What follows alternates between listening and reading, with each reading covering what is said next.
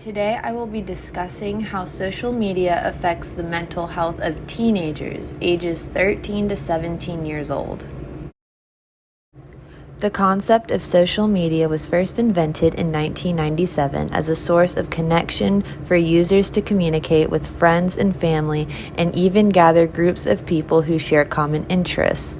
What started off as an app made to make communication easier eventually skyrocketed and produced the many platforms that we have today, such as Instagram, Twitter, Snapchat, and others.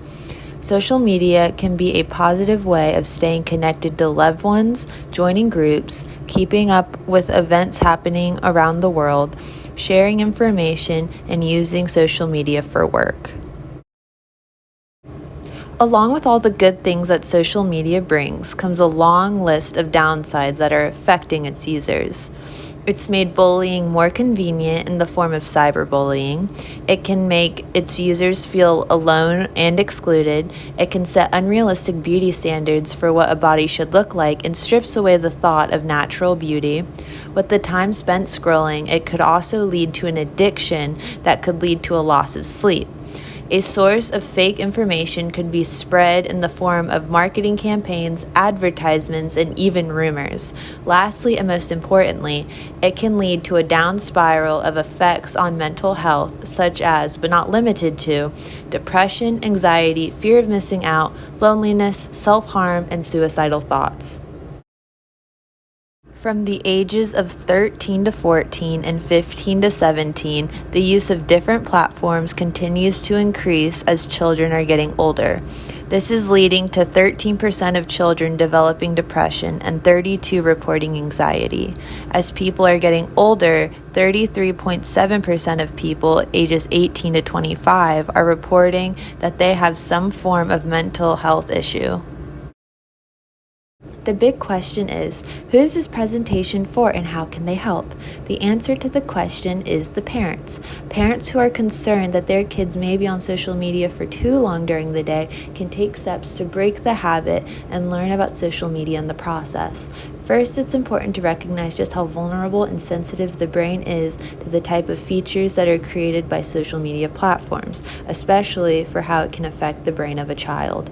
Second, monitor how long your child is using social media and make it a topic of conversation. Next, parents can model what a healthy amount of social media can look like, which could hopefully encourage the kids to pick up on the type of behavior that is being displayed. Next, watch to see if any problematic use of social media is being displayed, and that leads to the last tip. Teach your child social media literacy so they can be knowledgeable of how to handle social media in the future. In recent news, on Tuesday, October 24th, 41 states came together to sue Meta, formerly known as Facebook, for its addictive nature and the possible harm that children are exposed to. Of the 41 states, 33 are filing a joint lawsuit against the company in federal court, while the Attorney General for the District of Columbia and 8 other states are filing separate lawsuits in federal, state, and local courts. The 41 states presented a 233-page federal complaint that charges Meta with giving misinformation about its safety features and exposing users to harmful content. In addition to this, Meta also violated the child privacy law by unfairly hooking children into the app and collecting personal information of minors. Meta doesn't deny this evidence, but instead backs this reasoning up by saying that it's needed for their device to work properly. The lawsuit includes information of the platforms leading its users to depression, anxiety, insomnia, and being an interference in education and personal lives. It also leads to self-harm and self-esteem issues. A comment was made in the suit that Meta was exploiting children in the interest of profit and that the platforms were designed to keep young users on for longer periods of time and repeatedly coming back for more content.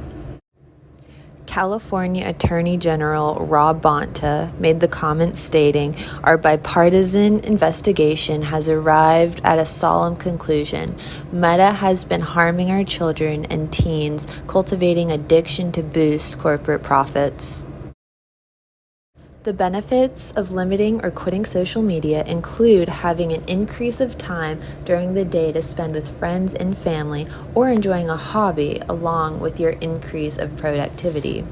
It'll allow for improvement of self-esteem and a sense of perspective in addition to reclaiming your sense of self. It would grant a better ability of focus and increase the number of hours of sleep a person would get each night. Most importantly, it would reduce the amount of mental health problems that a person might get from social media. With these benefits also comes costs of stepping away from the apps. It would decrease the amount of social interaction that a person would get online, which might also lead to loneliness of some kind or the loss of digital friends. It might also lead to a lack of knowledge for what may be happening in the world if someone gets their news from social media.